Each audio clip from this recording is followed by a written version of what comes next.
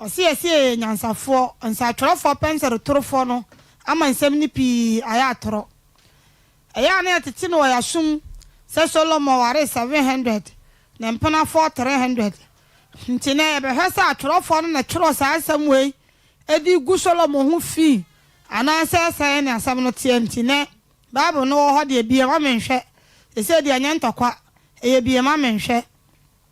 ɔmo kyerɛ sɛ ɔmo si Solomon ware 700 na mpena 300 ɔsɔfo a wɔsua Bible yie paa no asɛm wei ɔnyi ntum anya ne korɛ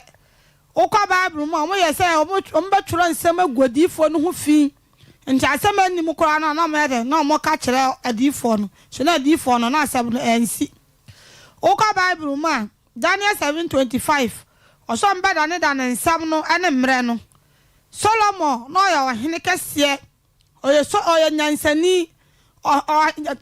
nyankopɔn difo nyinaa obi a nyankopɔn ma ne nyansa paa Solomon odibu paa da bia meka oyɛ ɔhene oyɛ ɔmampani ɛna Solomon nyansa na odibu ne man no saa nyansa ni bi na yɛ ahemfo ɛne president fo nyinaa hwɛ a anka ewiase nka mehu sɛ ahotɔ bɛba yɛ so paa Solomon odi hene no wa musa sika ɔsi nyankopɔn ma me nyansa a me di bebu me man Solomon Daniel 7:25 somba da ne nsɛm no Solomon yɛ ɔhene ɛkɔbɛsɛ obi wugya ne yere ne ma na Solomon afa mo ho ka na ɔhwɛ ma no na ɔhwɛ kunafoɔ no na ɔkyekyerɛ ɔmo werɛ ɛnyɛ sɛ obi wɔ hɔ a ne kunu wu a kafra deɛ oka kafra deɛ a ɔmfa nkyekyere ne werɛ ade a ne kunu wɔ hɔ yɛma no ma na koma tɔ ne yam no ɛno na ɔyɛ ma no a ɔno nso na koma bɛɛ de ɛbɛtɔ ne yam na ɔka sɛ kafra nkwa deɛ na sɛ waanyɛ deɛ sɛ nkola mo papa wu agya ɔmo no wa ma ɔmo hwee ebi a ne papa sɔre anɔpa ɔbɛbɛ ti ama no ɔpapa wu yɛ nso sɔre a na ti na ɔwɔ ho ahɔde na ɔyɛ bi ama no na akola no kwa ne wura fi sɛ ne papa kora yɛ den ewu saa na Solomon yɛ no wɔkyekyere kurafo wura na nyankafo nkora nso no ɔhɔ ɔmo ɛna ɔmo kɔda ne sɛ aya ne yere ne mpena ɛnyɛ ne korɛ atwerɛfo pensere torofo no na twerɛ saa asɛm wei yɛ ɛto Solomon so na yɛ no yakɔ Bible mu a Deuteronomy 23:2 wasi adwama ba bia nkɔ Yehowa badwam na wato so du kora yɛ de nkɔ Yehowa badwam Solomon ne papa de David kora mo twerɛ nsɛm ne bi gu ne ho fi sɛ no David wɔ mpena no nsɛm bebree enso yakɔ Matthew chapter 1:1 wasi Yesu Kristo a wɔto so David ba Solomon ba ɛhɔ no so yakɔ hwɛ a ɔhu sɛ ɛhɔ no kora no wobɛdwene sɛ asɛm wei a mo ka to Solomon so no nya ne korɛ Solomon Yesu Kristo free David ebusuam David nso ɔna wo Solomon wokɔ Matthew chapter 21:15 hɔ korɔ no ɔba na honhom bɔne ha ne baba no ɔfrɛ Yesu sɛ David ba na David ba no obi anka ɔmu di saa bɔne we yes dan na ebe wu Yesu Kristo di fo ka sie we o mabusuam nti Jeremia 8:8 atwerɛfo pensere torofo na man nsɛm ni pi aya atoro nti nsɛm na asɔfo ne ka sɛ Solomon ware 700 na mpena 300 ɔkɔwu obusumfie no ne nyina ya atwerɛfo no na twerɛ saa nsɛm hunu we ya den ɛto Solomon so ɛnya ne korɛ ton wokɔ Bible mu a Hebrew chapter 11:8 hɔ korɔ ɔmo twerɛ sɛ Abraham friedi na onim dia ɔkorɔ enso so Genesis chapter 12:1 kan kwasi be 8 obehu sɛ Abraham na onim baabi a ɔkorɔ nsɛm ne bebree wokɔ apam dada mu a ya twerɛ enso so woba apam foforo mu a na asɛm na sesa ɛna Bible so wopɛ sɛ wote ase a apam dada no na yɛ part 1 obi wɔ ha wase apam dada mu nsɛm nya adwuma wakɔtɔ film part 1 and 2 wosi mi kɔhwɛ 2 film no kora wa ne nya ho dis wakɔhwɛ 1 ansa na ɔyɛ den wakɔhwɛ 2 no ansa na wate aseɛ sɛsi a obi ka Hebrew chapter 11:8 hɔ korɔ asɛm a no ɔbɛfa nsa yɛ no korɛ enso woba Genesis chapter 12:1 hɔ korɔ no nyina no ɛbɛkɔ akɔsane sɛ asɛm na Hebrews no kan no ɛnya no korɛ ti saa bi na ɔmo twerɛ yɛ de ɛde tu Solomon so ɔnta sɛ bi adwembɔne ba obi tiri ba de nyansa nyina yɛ de ayera Solomon mo so aware 700 na mpena 300 wokɔ Bible mu a ne makora wɔ mu kora ɛme sɛ ɔmo nuru bɛyɛ 7 kora ne madi a wɔ Bible mu esi efra sɔfoɔ sɛ ɔmo a mo se Solomon ware 700 na mpena 300 ɔmo ma na sɛ Solomon ne nka ɔbɛwo bɛyɛ 1000 ton sɛ yere baako bia wo baako ma no kora sɛ 1000 dia anka obi awo baako anka ɔnya ma 1000 omo mo Solomon say ya pese ehun say Solomon madodo asan ana wo Bible omo nya Solomon makora e Bible enu 7 kora na 10 kora no ye nya nti ho no kwa ye de ehun say de omo kato Solomon so no enya no kora okwa Bible ma Genesis chapter 26 verse 1 Oma churo say Nyankopon ka say mombo ye mo nipa science so enso okwa Numbers chapter 23 verse 19 o say Nyankopon nya nipa ana o nipa ba so ho nti ho no kora ho say de omo churo Genesis no chapter 1 verse 26 no Numbers chapter 23 verse 19 asane say enya sa na sam ya den etie so ho Moses ka kira e say na chi wo kwa na nsam no ombe say nsam no ensam bebre Genesis mu Deuteronomy mu ba hu se ba bi wo ba hu se ya no kora odifo na ka say no de fi bi enu hu ba bi amodane no so wo kan na say wo ma wadwene koso a ba hu se nyanyame asem so Moses be ka say wo se Nyankopon ka kire me say so o kire se Nyankopon na ka enya na adwene na wa de o kire eno wo kan na say hu se asem na te say onu mi say ampa Nyankopon ni difo no na de kasa na wo kire say Nyankopon ka say momo ye mo nipa science so a anka Nyankopon na kasa anka obekasa me be bo nipa science so na obi abusa say Nyankopon ka say momo ye mbo na che say nya ono nko na ye de ebo ade enso ko Job chapter 1 verse 9 ho kro ni nyina no bo say Nyankopon bo ade na obi anya de enka no ho Isaiah chapter 44 verse 24 ho kro no be hu say Nyankopon bo ade no na obi anya de enka no ho momo ye mmo no eye tumi kasa okwa Bible man mebusa metire miensa ye monkono Nyankopon ba ade odi nyansa ne ntiase ne hunumu ana oye den ode bo ade Job chapter 9 verse 1 ho ko si na me bo ade na obi anya den enka no ho Nyankopon kwa na ya na ade na obi anya den enka no ho ti wo adwene ya se momma ya mo no na se tese oni obi na ya ade anya den ente sa se ya ja oba hu konkono enso okwa Bible man okwa Ezekiel chapter 2 verse 1 odifo Ezekiel Nyankopon soma na o se Nyankopon honhom ye den eba me so na no so Ezekiel nso ye den beto he ti moma ye ni na ho na Bible no ye nhua de ye se de nya ntokwa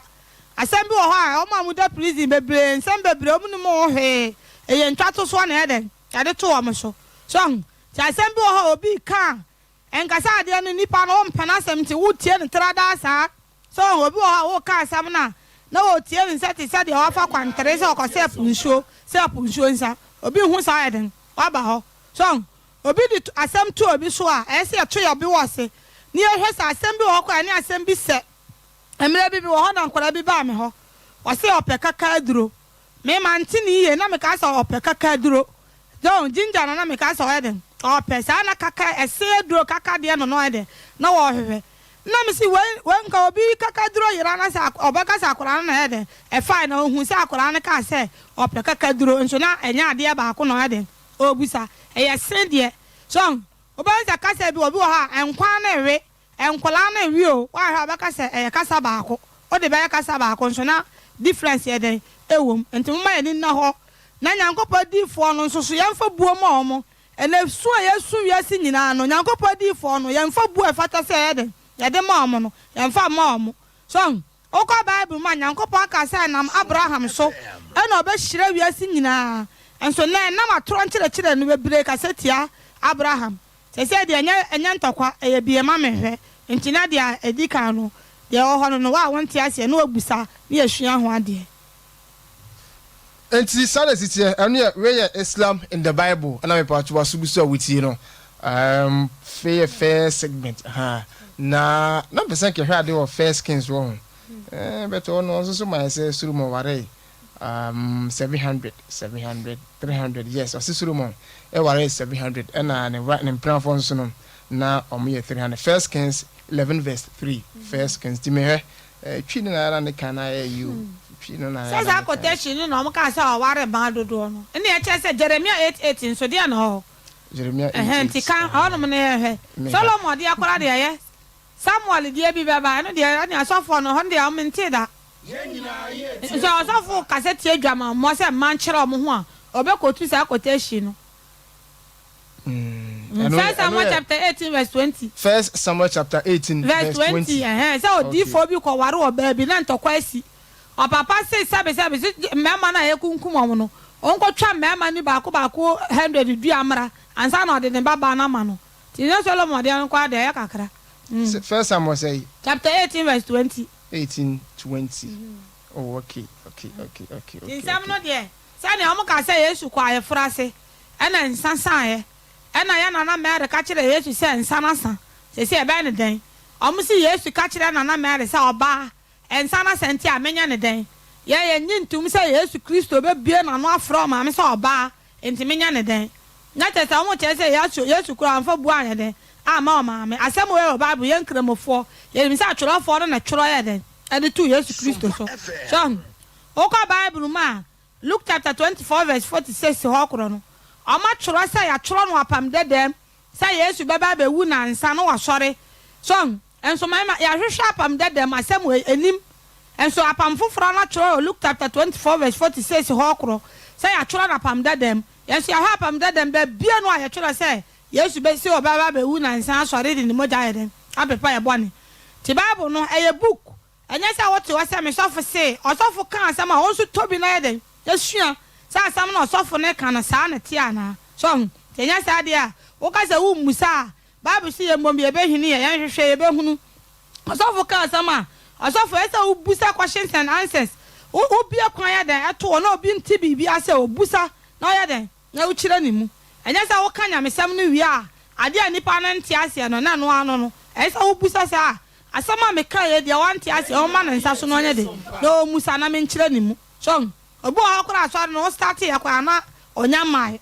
nja asama odi kan kan no odim ti de oba fofo odi kan ba ye no sa wo obusa asem bia de oba akire no no so ye de obedi so mfa so sa na tie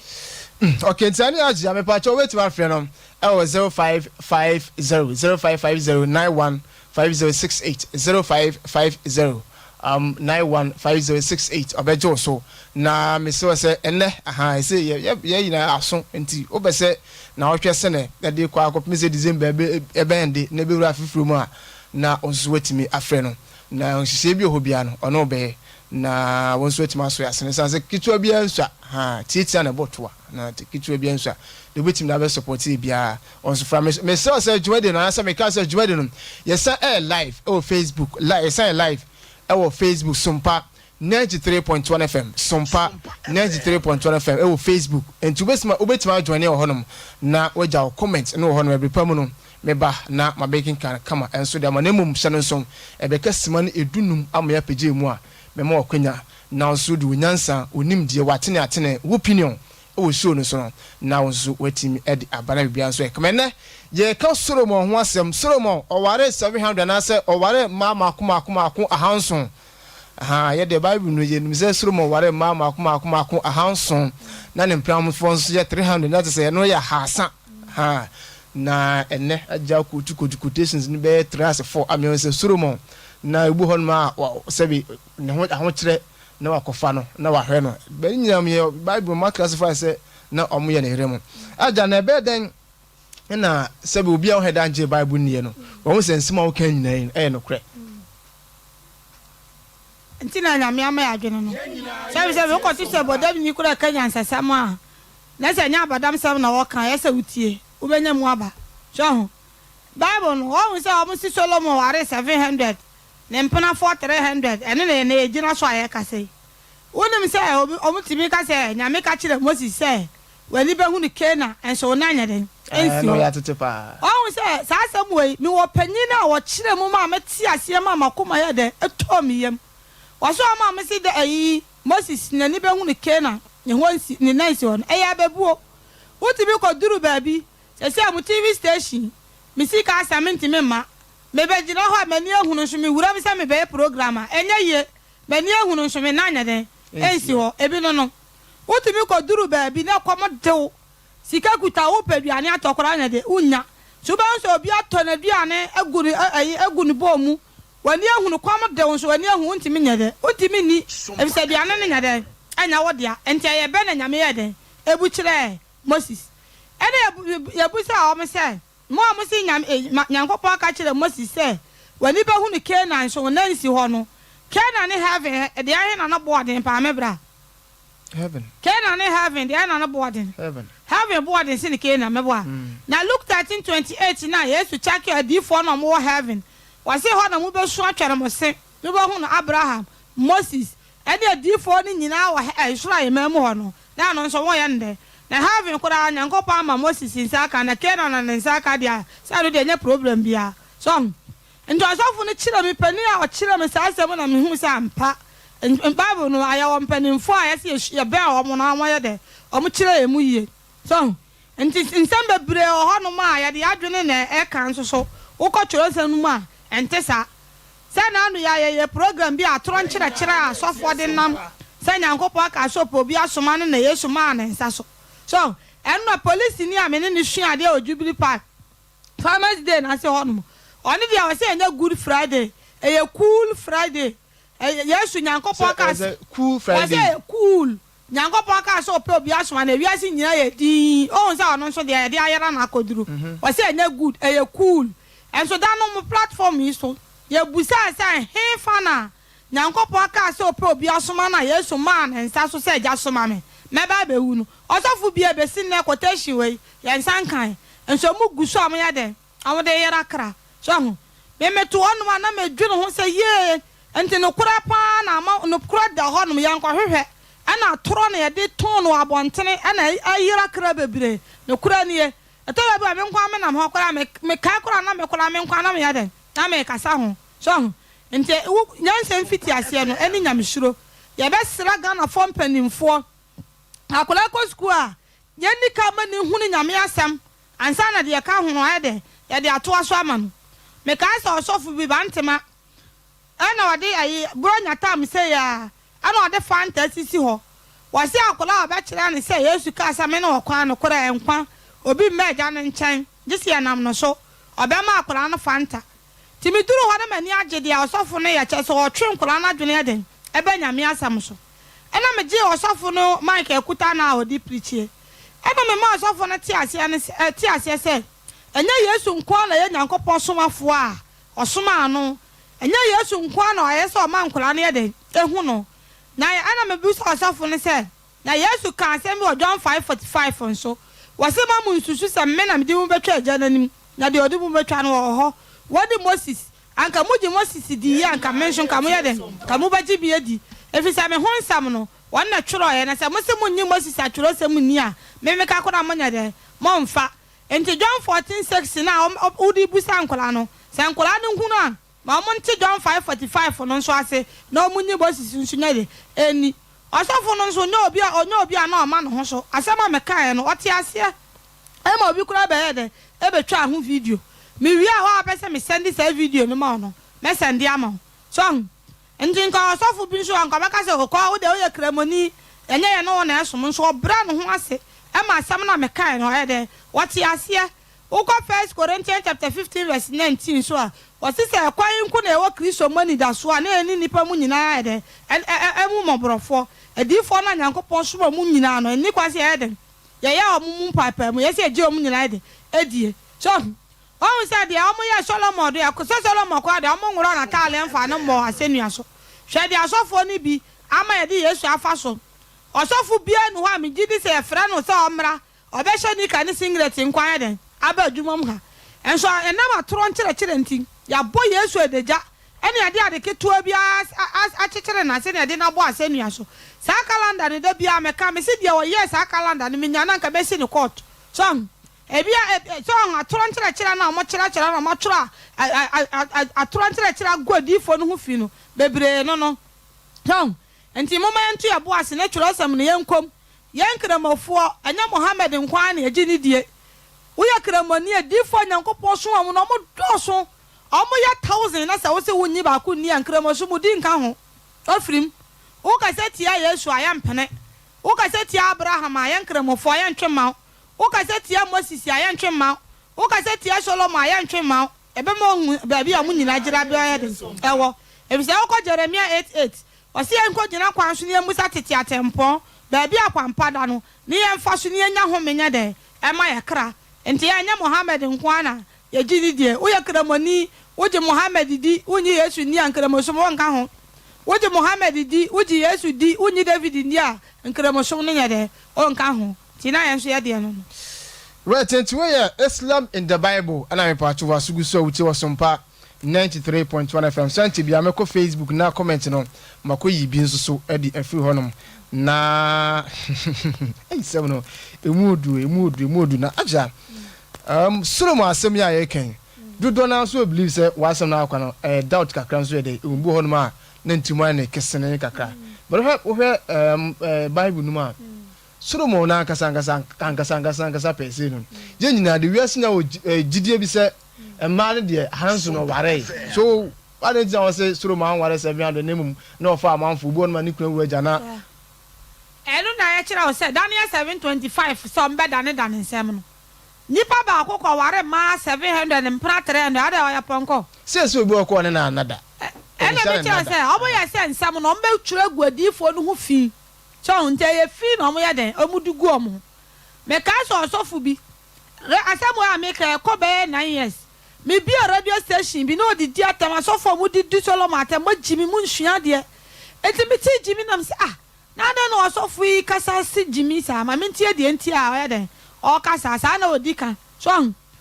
se Daniel 7:25 no ka so mba da ne nsem no o ya o hene ekobeso bi wuja na yere ne ma no afa mo ho ka no ya den no o hwe o mo de enja na osofu na ni abra na odi sa osofu ni bi atem ne se oko Bible mu a Deuteronomy 23:2 wasi adwama ba bi enko Yehowa badwam na woto sudu kura nyede enko Yehowa badwam Solomon abusuam nso na ya na Mary free ana oya den obawu Yesu Kristo ya den ema ye entinka Solomon di sa adwuma na nka ba ya den na Nyankopɔ ba ma sa odi fo kasie we a oya Yesu Kristo free Solomon abusuam ya den aba so ana da bia ya kana Kristo fo anekora na oba bi complain mame an kramofo de se munyi Yesu ndi samu si Yesu ya mpana ba na Bible mu na Jewfo ni twa Yesu mpoa e wo John 8:41 to 42 omu twa Yesu mpoa se de ya hu ye dwamamom so omu ka se ya hu ye dwamamom no uni obi ka se na ka se mmemme nya koromfo a sa na wo pa che se o ya koromfo so ntina Quran na be clear Yesu se eda ye wu Yesu Jewfo na no munim se Nyankopɔ tumi mu ena ma ya na ma aredi nyinsa no eda ya wo no da na Nyankopɔ tumi mu Yesu Kristo ya de o kasai so oye Nyankopɔ akwa so sansa nkyerane na twitwaje Mary ntikramoni bia no aju ni ko kase Yesu yampana ba kramoni be ye de enyi ntum omunim sa atwerofo na ye tworo sa asem ne ye de egu Yesu hu fi so na ntesa so ati ase ti anu esa na sisi amnim se wa wo fie wa abonti wa tikama wuti nso no wonso no wonya ntiase e wo hanam ni din aye Hajia Zewuratu anase Zuwuratu Suraj ni din I don't know me ba to be so na twetwen komo afre no 0550915068 obejo so abia WhatsApp na person ni din komo na se no ma kwa obejo so na ono atwetwen komo na bibia so etime kama mesro sa be de ben phrase se o enti emfre ofra wontimi no ni komo na mom ye wi adwuma di na wo asemusa bi a obetima afre na ono na atwetwen komo na bibia so etime kama na number no mesisi bio 0550915068 obejo so na ono atwetwen komo enu achi no obese se soro di kan ken sika asa isa hoboa no asa bosumo na so hoboa no nya asa enti obese obo adwuma di na otwe se ne anase efi na otwe se ne kwa kopinsa afie bewuram ne bewuramu ne asa start afi no so no obese oboboa na de bi adwuma di timba wakwam so a obetima afi the same number am de twudwa no enhye bi ohobia no ono be na bia so etima na aja eye se Kristoni se obi bohu Kristo eye se otimware mienu aware dudu anya bone obi ba Kristo mu a ene ya kasa ensam no mayi bi afrim ena omudi bia ene aka ho ene Yehowa ni Roman 4 Bible no emu nsam na nya baako sa Solomon ware 7 and mpra 4 uko original Bible ma unkonya sa nsem hu no wewem uko Greek Bible ma anase Hebrew Bible na unkonya sa nsem webi ede ewom so uko Bible ma say books no na 76 books there say akasi say something books quotation bi wa obekan 33 so 34 no unya just how you look 35 I don't say any den ya quotation Bible verse be bremo ya den o ma yi film ti wa we program na wa pese me send them obi an me den me send am enti na o ka say apam dada kan apam no kan funso am mu a ka apam to hwe nu ya den ama Isaiah chapter 29 verse 11 down. What is our permanent to swim? No, ya saw no. And to some we poor we used to feel as upon us for friends support a mantam was in the camp for. And she knew Bible say I try support a mantam was in the camp for. Or so for the quotation by Banson can never Japan. Baby, I try no Bible say poor a mantam was in the camp for. Here's our quotation. Any Bible so I'm the four who are poor and I'm said you must say Gino and the episode quotation. Bible be no I try support a mantam was in the camp for. Point means in Yeshua me many. Point means in Isaiah. Point means in Solomon. Song. Oka Bible moi. And me busa me children what tree move a kukosi bed you are sendum. Can I do a hinny be a besusun as a quotation and can call hinny nasuma. Call no abe born in some. Can be who boy at the mano. Solomon Yansa and Uncle Podem Ma Solomon. And as I'm ketwa. Now I said to Solomon, dear. Adia obey Sabi upon Chocorane. Nti Nyankopon ka say na Abraham so be hire wiase wo hire Abraham be hire wo dome de nso obedome enso na say dia so for bebre dome Abraham o ya preach ko be ka sa aguro bi nkuro bi na obo nti wo pese unya nimdi a komhyafo no fa ni die de e ma wo tu ba se onya ya fa ani die ma komhyafo no eno ye hadua Zura to Suraj nensam eno no enti misro misa abafo se atwepe wo fie twetwe questions no na 1000 questions 3000 yeah you ready pa questions se be bada njasen gutwa ko ba to to we say on say almost ya choro no Bible mu say yes so obi bo asoma da ne ha ma no I know the almost obi say quotation o say da bi ente sa ene de nkyerase ho da Solomon de ene de nkyerase nim o say yes so obi bo asoma da ne ha ma no nso me hu bi da. So first na esi Moses mra no Moses se obi bo wasoma da bi Moses de no se obi bo wa boni bi ena Kristo be no se ono obi wu aje kwani se obi bo wa obi bo ofsomba ko a na fa no so ye dey fa ma no enti na Bible na so ka se Moses mra na mapo ese na mo be se ka Moses mra ho se obi bo koro no a ye twa ne nsani bonku o se ko bo koro no na ye se twa ne nsani nifa no entinka obi huna nka wade da ho kora no obekọ aba na uti wade to obekọ aba na de na da ho ene koronfo no obewi akora oba no no korope waku enso samo se sa amara no de emu oden anameboa enso obi timi ko wi akokọ ne abu na ku no se na nka mutini oden si ni Moses ahon so kan sa akokọ yen de nye de enso akokọ se da wode banche yes ras wode banche beto akoro bi fifi mo enso so obi ko wi akokọ ha etibi bu nu ku no ene se ma Moses na ne tiri mo amere pa o and now you be a bokro no koba esika okofa he entimi je ne ma wura kora na entimi nto enso ya bu de ku no kwa enso nka ye twa ne nsa nka obi kofa na ohun sa ade na anka no so be sakra Bible na si Moses mara na mapo ese na mo ye den o be say Bible na mo say apam dada nya adwuma mebo a na wo kwa Hebrew chapter 10 verse 28 obi oyaso enipa mi ense gina ho na se wo ka se Moses apam ne nya adwuma Moses mra ne nya adwuma wo se enipa no ma ye hu mo bo se se ekun ene apam foforo nso se ekun anu so yande anti uja ba bia ogina se soro ma ware 700 dabi ya twelo for pant ba se da se me da otwe kakra ena me da otwe kakra because Solomon ware 700 no na ana me kira se o ware 700 no wo masan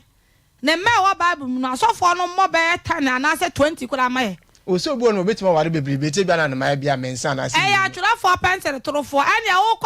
Commercial 11:25 o kai ho a mo se Yesu so ware ma 10 na 5 wo suba na 5 ni suba ano de wo ka kire Kristo ni bia baka sentesa Commercial chapter 11 verse 25 down and baka cha se da bi ya chi dia wa ware enso Bible na twelo se Solomon dia no mo se 700 ne mpra fo 3 ne ye no kora e de Yesu nso mo so ware ema 10 na 5 wo suba 5 ni suba ba ya so wo mema ne mama bibribe why Solomon de ayi oyin Solomon oyin ni Solomon na Yesu dia no so ya no ma he Yesu de na mimi ya this aso for ne ba no ma ba bi enta so for no so me ya no this aso for ne ba no ma ba bi ya no Solomon dia no so ntesa matinti no sare titi anwasem esono nti minim se ene shora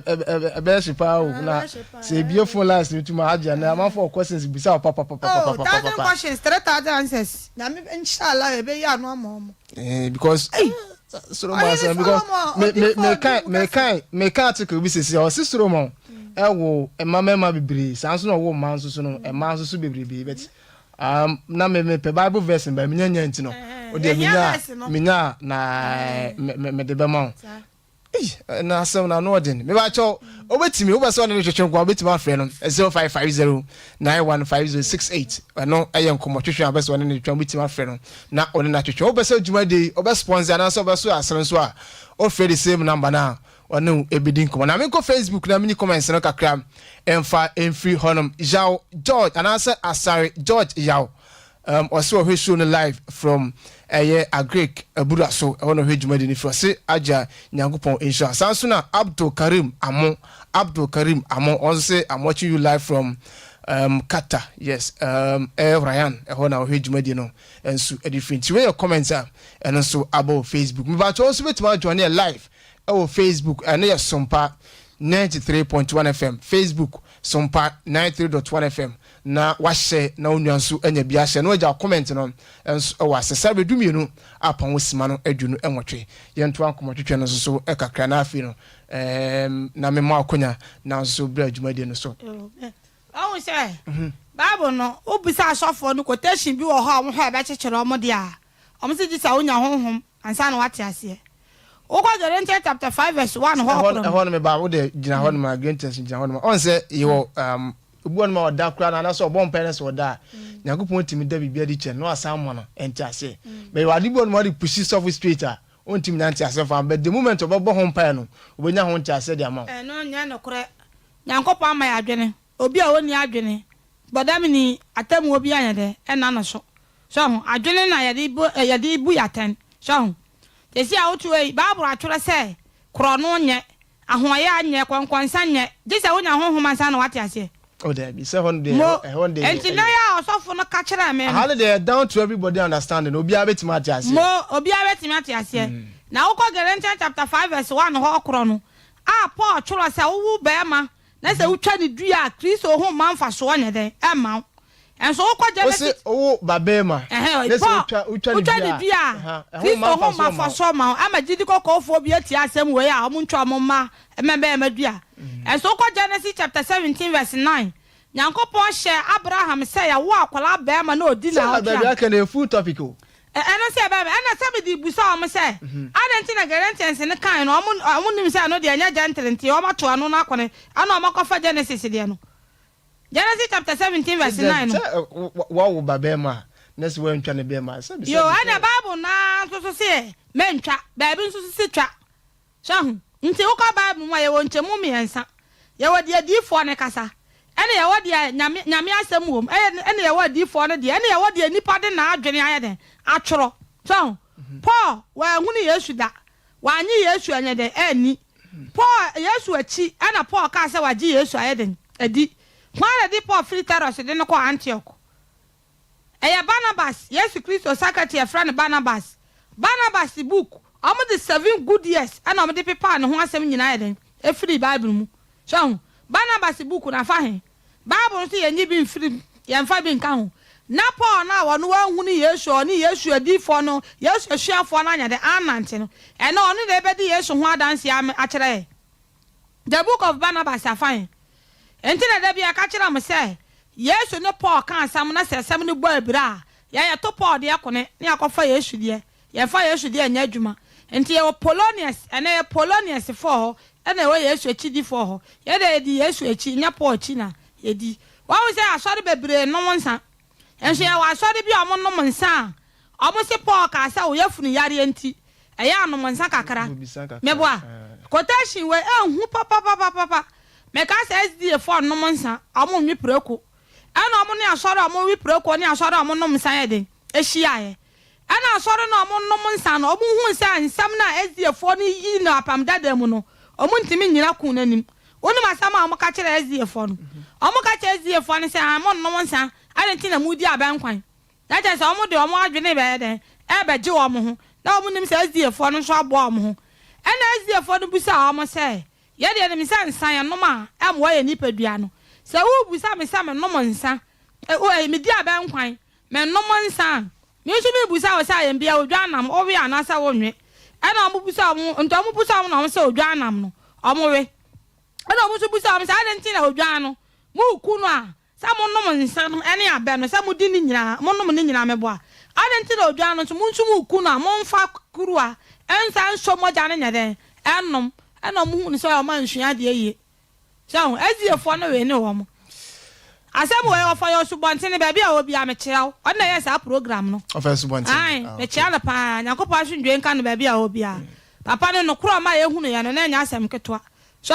ofa yo subonte ne yes a program no eda no ma mu de wo ma dwene kire nyamesam no mo hu se mo anhia de ena wo ka nyamesam na se wo de wadwene ye wo na opese ye ho a se be se mfi adu adi sua na ya wo da kono nkwase asem so Paul na waka say oyefunu yare enti eya anom nsa kakra no ukwa 2 Corinthians chapter 11 verse 16 down waso wo ho no ho kakra obiara mu ni say oyakwasea ensem bi wo ho waso woka no wonkwasea asemu ase wo me yade akotie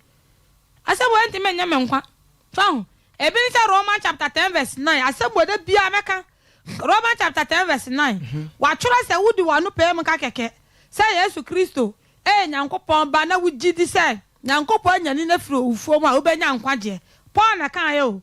enso Yesu ka kire Matthew 7:21 enyamu a musimi awurade ana mo bekọ soro ayi mem wa wuye meja wo soro na pede wo na yeden ona okoro ara beba Yesu dia no won se ne ka no inji wo petro wo udi ko ba bia bekọ koduru jo Paul dia no amoa udi wanu pem ka keke say Yesu Kristo nyankopon ba na wugidi say nyankopon nyani na firo ufuo mu na obenya nkwa me de akokoma se airport bayan prensa me ko duru wa na security man ebusa me na makotu say quotation no say wodi wanu pem ka keke say Yesu Kristo nyankopon ba na wugidi say nyankopon nyani na firo ufuo mu na obenya nkwa dia ena ma ba airport wa jetum na na akofo be president mini visa mini passport me be free play akọ Accra dabi say de say nya yie na mte na have so ne kwante say kokode masa unsi dai was makota safwa tikotie de Yesu kan he no he sarati but as na pe was ma o kan de am say Bible na yi bi de film ti apam dada ene apam fro na se ni kwan say apam fro na ye kan kura o because apam fro no se pe was ma o kan ene chechira o de ma ye de ma amanfo na te se apam fro na yi se no bebrebe ho ma ye free o kwa Psalm 3 verse 11 was say o panya me sum pila mu odu a e apam dada mu nsem apam dada no de be hu de si enyina obi be ka cha say apam dada de atwam ye mfa nya adwuma e Christopher bebre eduru sa pa asade a na okokotu say David isaye o say David kura mutu bi to no so say David sama no ntomo pae e ya twerofo no na twero nsem hunu ere ato no so emira David na mani di ahurisie no woni Goliath ko ya na wodi Goliath sinkunim no ene na mani ye de edi ahurisie ene ni enya nyamesom David from Psalm 95:6 brana fo no butu fo ye de eyi nyankopon aye eho de abakasa wo mpe e de say Yesu apam foforo no Matthew chapter 26 verse 39 obo mpa odi nanim ye de ebutu fom say Yesu ne Paul na mo pa o masampa Aisha president na ne vice president Paul ni Yesu ye president na Paul ye vice anameboa and so 1 Corinthians chapter 14 verse 25 Paul say ade a odi ehintaw no ena obema na dadi ode sa akotoy esori na odi nanim butu fom ansa na hu say o ye de osom nyankopon ampa eho de amompe na mama musa wi yese SoMPA kani ana so osofo obi ogi nyankopon asem di ono obi ogi nyankopon di etim ware mienu eno nya bone nyankopon di fo suma mu nyina obi enu ha na ware baako uko Matthew chapter 10 verse 5 ho koro no Yesu asuafo no mu yedu mienu ububo omu di a ubenya edi bi di Bartholomew no Yesu suani onu na di adanse se Yesu ankasa aware mienu aya bone ele Bartholomew book obehwa ne ho asema ma ye firim nti connect so nyankopon andom te se de bibia ne kura na dadi enokura de ti se wi awudi si anya ye ko bo Bartholomew book ubehu se aware dodo anya bone Yesu ankasa aware de ncheche madama msisi ye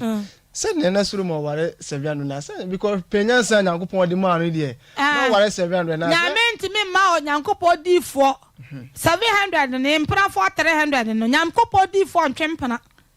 empana no nyankopon di fo bi enu obetwempana ene ya kira wo se o se ene da bia kan se adwembo ni ba utiri na unyansa ayara me no asofo bi hia o santase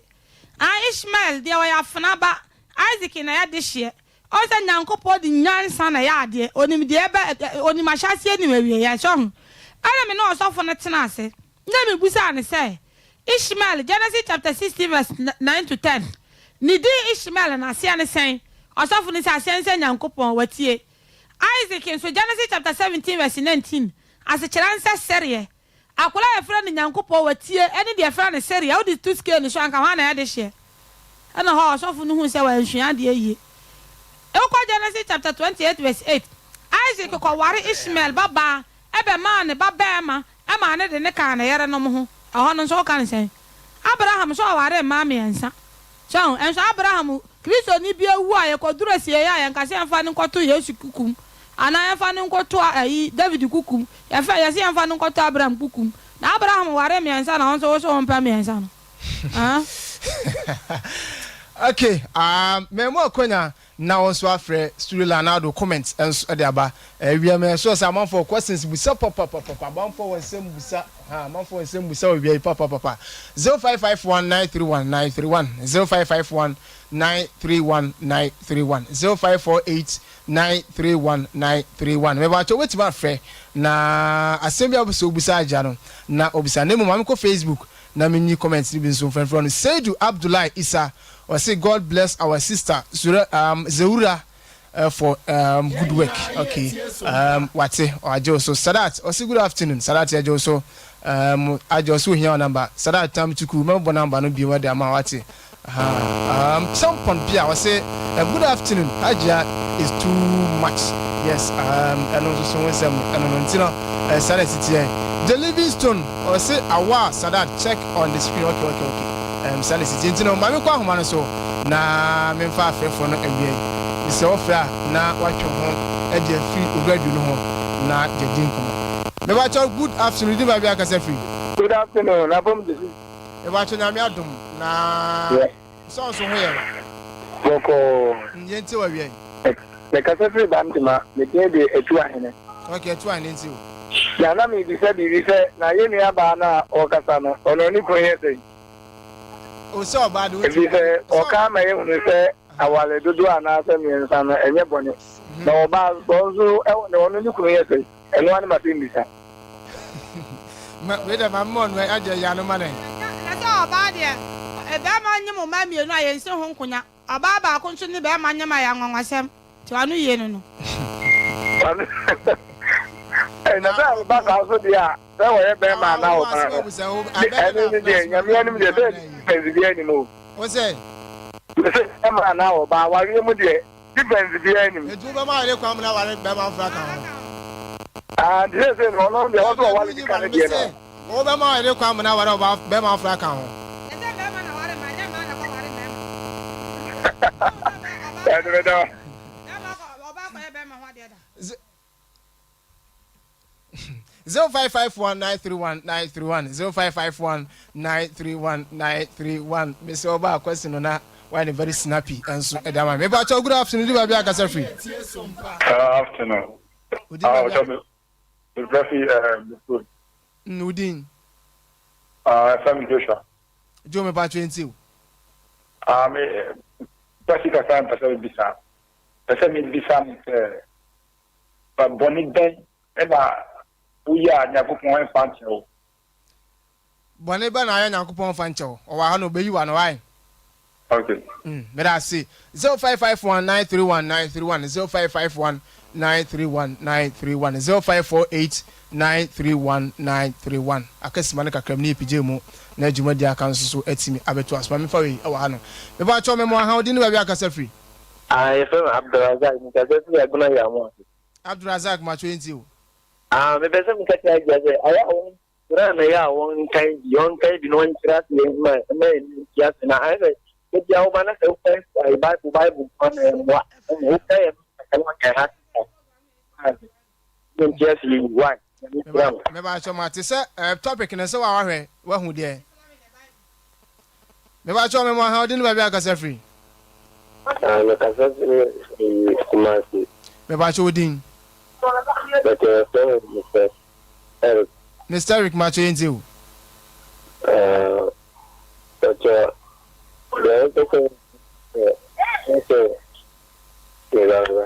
Me ba cho man smam why? Oh, too bad. Me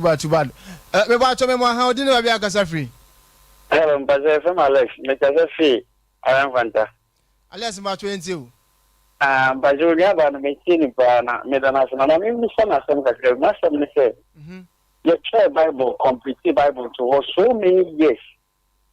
And you benya and travel degree be come. And yet, Quran could not become Bible no more. We are saying was so much Bible on the can. When you are Bible, no read the data, and you know. And the young guy Bible, and 20 form with you and Sunday. And I said, the doubt that I am we are seeing as a young fan. Because we are about seeing and go for us, man. If you make me take on her, actual woman for fresh and a man. Let them work with you. Me ba to da he na na Sunday, you know. Because the Bible by so many years, since I been a Quran, some of Rona, I can defend the green, so many of my in the movie. We are sitting down upon the smile. But I will be about if I could finish down. No other channels and no dear, but no preacher, no enough from no dignity. But I will not quiet any papa for finish show you. You need to hold on, what the dear dances are singing, I mean, a dear man, we will not buy. Oh, dear, the flash. Same way in the bar, now we have breakfast to say, maybe every kind of man at the small. Or Koran, you had if about for what that's what could say that. That's somehow can I end quick. Now that's it, being your old difference and say, I think we are kind, busy. But how come I remark? Yes, you can't have a woman. You know, competent course where you want to be so. Okay. You know, buy and see, so there, I see what you can't see in a buy. We can't buy. Korea ni papa ko for na advance address say no question nyame na so no say nye no kwe yedi akiri. Okay, so oyi wa no why? Ana tie jimi de mi uzo o maxam na ibu go so bi. Ma te oyi wa no ti jina so. Wo je Bible di a onu Koran na ntwe manso. Enti na Yesu kan John chapter 16 verse 7 ho koro no. Wo se odi fo na oba na chi no. Wo na beba be hye na nimonyam. Wo wa twere na Bible mu say Yesu. Wo ka kire Yesu say ye de ya anwo ye dwamamom. E John chapter 8 verse 41 to 42. Quran chapter 19 verse 30 and a back Yesu say Yesu da ya wo no kasa ma ye hu say Mary ankobo hubra enti na Bible no ko Hebrew chapter 8 verse 7 was se kane apam na kanfo so amama ka apam to sumie no ama apam na to sumie no wo kan ya be ka utirim book a wo kan ya ka utirim aya Quran enti ko Galatians 4:25 was se apam to sumie no Filistina apopa e wa Arabia Psalm 119 Arabic alphabet ni na ho. So quotation na ye busa mo Luke chapter 24 verse 46 and toro na mo twa to ye to so say ya toro na pam de dem say obeba be wood ni moja papa ya bone no sa quotation no ye be say mo de ba ye hu say ampa do koro na mo ka kire ye no na ye twa mo ma me for yo ha me ba to me mo ha odi no ba bia kasa free Yo but say ni work e ba to odi ni bi o okay I say into ya be say me bo a dia baso baby about the Quran I'm a time mommy sister dia I touch chocolate in Europe and said the better now me the time me catch you dia just our do there ocean dia and your bonnet and for no maybe o wa me enti na Abraham nyame na wo ka Jacob nyame wo ka de nyame we now are more than one you know so who catch it there oh semitna about one that's one more bia ntro ni ndo mu na ba ku ya fine but who catch them say the door bonne and bonne see the time me decide say woman for father no wo mu ta say ni kwata wo mu wa but you share Ghana hani ya no ha that is for the brain yeah father but when we real man that time wo mu kwa mu ne ko me father Mr. Oh, Masa, my kind of question. Masa, possible, the drink contract. For Paris, never, then let this or more, or maybe before the snatch. Some of the guys say, what it means, you pay at home. But we man, papa, then woman father. And you had ya, and let us say, and you can say, father, I worry. Now, the distance or brother, 1 hour more, you know, I think it's you. Jo ana me ka no mo ko Polonians Nyankopon shira asema wo kan oto Roman father oso ware wo wu ya na ma 5 na be ye na se obi ase ne papa no no so ho nti o ti me ka nya fault obi bisa se body ban and I'm memo ye no ano memo ye na an I know me ya no man me ba cho me mo ha din ba bia kasa free I'm but so only Alex any man no you know ya no masem na no mame na asem na wo kan nti sa Bible no Bible kan apamo a enya twede ho asem na wo ka so ni Bible wa wo hwan yi Bible kan apamo a moja apamo a Yankopon di fi one na Abraham ne course apamo ono ne kwa apamo yenu mpacho onya mbutre miwia no aboa miwia no aboa me my friend me share no onya mbutre ma miwia no aboa apamo no apamo no nye atwede na obekese ye Quran emfa ho ba bia apamo no ye aboa moja na kana ne de pata eni onipa ne Yankopon tem boni ba oni nyame ntem a wo de aboa ne pata ene nyame ne Abraham ko course apamo no se dedi kan sei na oye na tosumi yinu no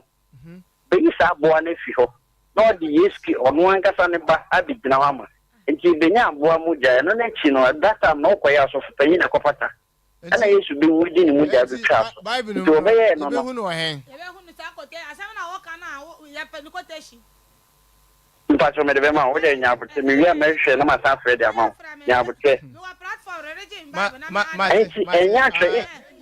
chapter 4 verse 21 to 25 wasi Abraham ba ni mienu ne ya pa mienu da bia no ha ka se mfa odwan pata bone so America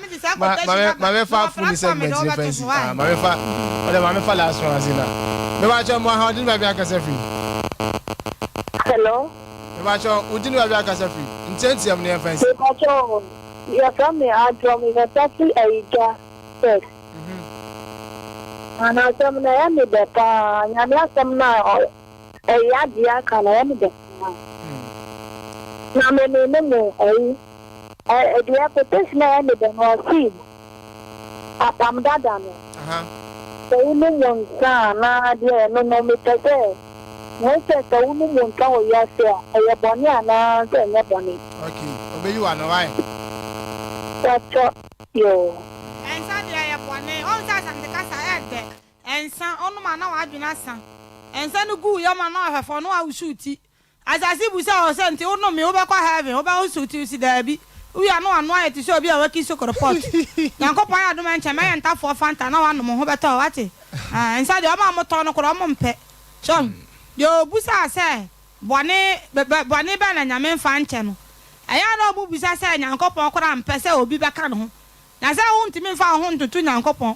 Yankopon na bo nipa enti hu ntimi nka se nyame mpe se odi bibi be bata no ho a eno no ntimi mfa me busa ware mienu ho asem Oko Deuteronomy 21:15 Yankopon hihya wade amienu ho mra ama bema Oko Exodus chapter 21 verse 10 ya hihya wade amienu ho mra ama bema nti wontimi mfa sa de we embe ka se bema wade mienu a Yankopon kora mpe kora sa woni nyame mo nya baako nti wontimi mfa sa asam no embe kyekyere ye na no bi busa bone eno na meyi na no okay nti msa questions na asa ti babo no mo ma yeni na ho ne enhwe ade ye sa wo kaseti a Solomon Yesu ka kiro Matthew 5:17 say mamu susu sa me ba me be se de dikanfo no be mama me se no me be sha na ma so wo fa Solomon nyansa wa wo na ma bu e de be ma no kora no wa wo be cheke Solomon nyansa na odi bu ne man no nka no bi na nka Ghana ahemfu nyina de bu man ya ke any problem obi Anyankopon so Solomon nyansa no wonya kakra bi a wa uduru ba bi a ba respect so wo ye di 1000% enya 100%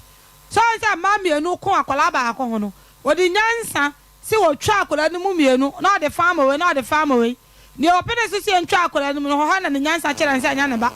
Nyankopon di focus ye we wu ka kanse mu hu na kire ni nyansa no ko fa bi wai te ya bo afọ alaji pounds otumfo Nyankopon hira no pa omo amuso e mu alaba afọ nyina Nyankopon hira omu nyina tafu dwom aba information center Nyankopon hira omu nyina nti we de ke hia sa asofo no baba o se me busa se o ma twira to Yesu so e Luke chapter 24 verse 46 say ya twira na pam dedem se o so baba be wu na nsan sori osofo bia mfran ka se quotation ni ye hu sa asama na wo kana ye no kore ye so asama obaka ye ni Bible mu ye hu se concept bi na we de oye enti mo ba ye ni na ho na wo hu no kora no nso no ama nipa ne bunim no kora no Ezekiel chapter 3 verse 17 na se wan kwa ji nipa na kra no Nyankopon be bu se firi ho enti na ani abere no ene kremodi bi nso frɛ ho so ya ho ase ye program ne ya Islam in the Bible wo ye kremoni a pen drive ho Quran ya kyerɛ se abetwi enti ya kan Arabic na wa kyerɛ se atwi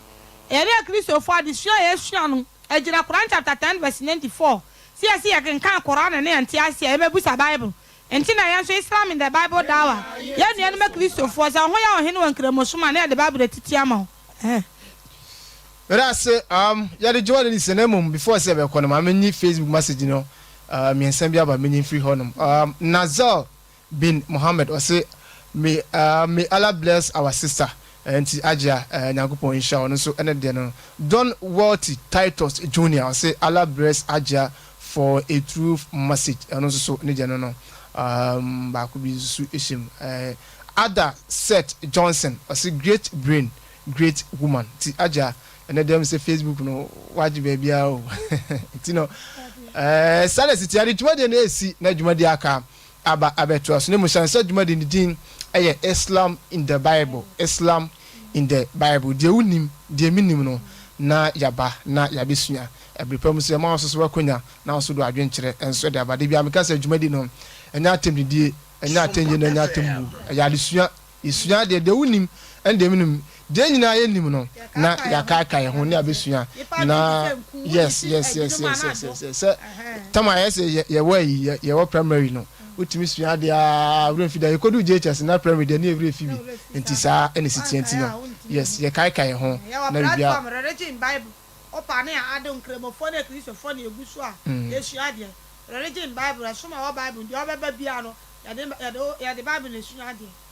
okay ntino ma me mo number ni bio na agya bia no bi hia na otimi so no atwetwe nko 0550 0550 915068 0550 915068 me pa chot frena obejo so sene so Nyakopon adoma adasene so ba na beboae na do kakra no so be support nya me adoma adasene ye be sa ba ntino wo abeso be sponsor bia no number mbon sisi 0550 915068 no ofra nhye hu bia no agya no be